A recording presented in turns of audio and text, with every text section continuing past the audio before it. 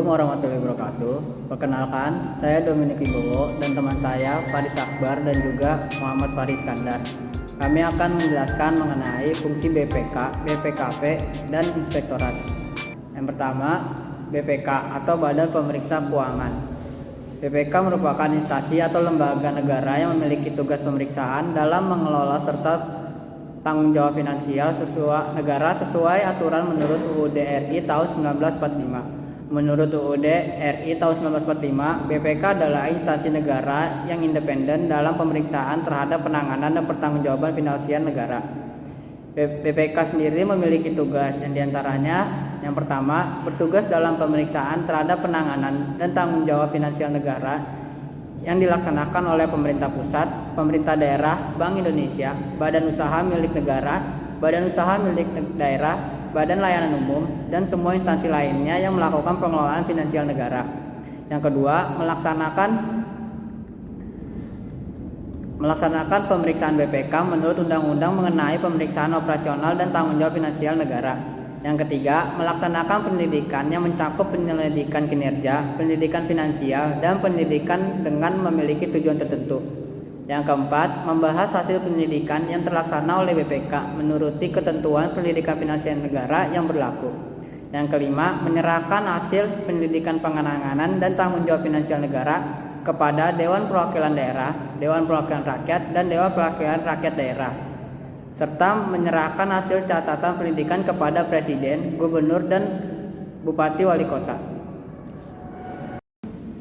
Ya, di sini saya akan melanjutkan presentasi yang telah dijelaskan oleh teman saya. Yang kedua ada Badan Pengawasan Keuangan dan Pembangunan atau BPKP.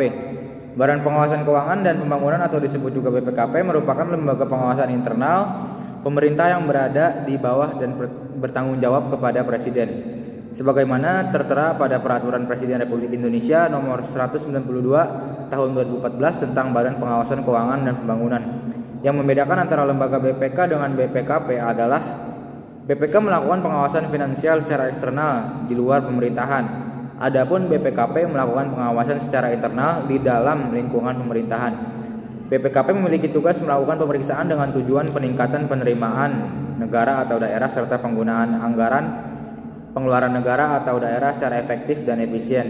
Meliputi yang pertama ada pemeriksaan dan penilaian atas pengelolaan penerimaan negara bukan pajak pada instansi pemerintah, badan hukum lainnya, dan wajib pajak. Yang kedua ada kajian dan penilaian program kegiatan strategis di bidang kelautan, ketahanan energi, ketahanan pangan, infrastruktur, pendidikan, dan kesehatan.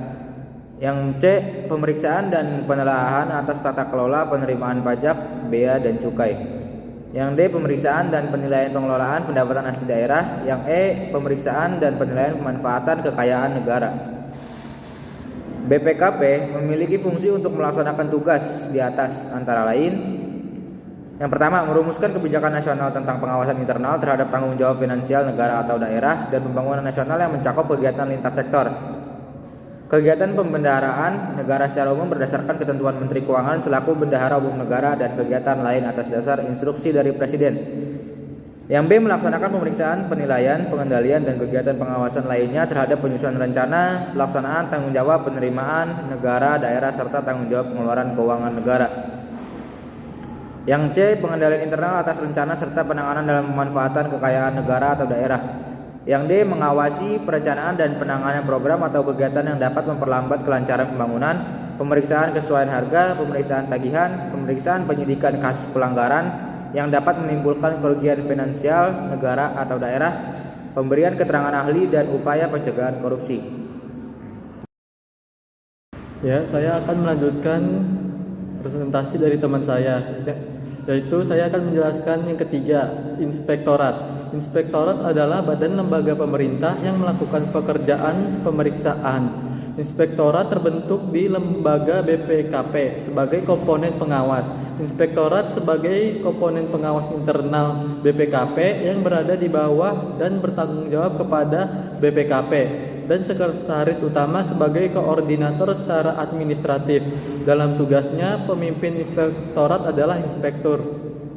Tugas inspektorat antara lain sebagai berikut. Yang pertama, mengawasi penanganan urusan pemerintahan. Yang kedua, mengawasi penanganan urusan perekonomian. Yang ketiga, mengawasi penanganan urusan kesejahteraan sosial.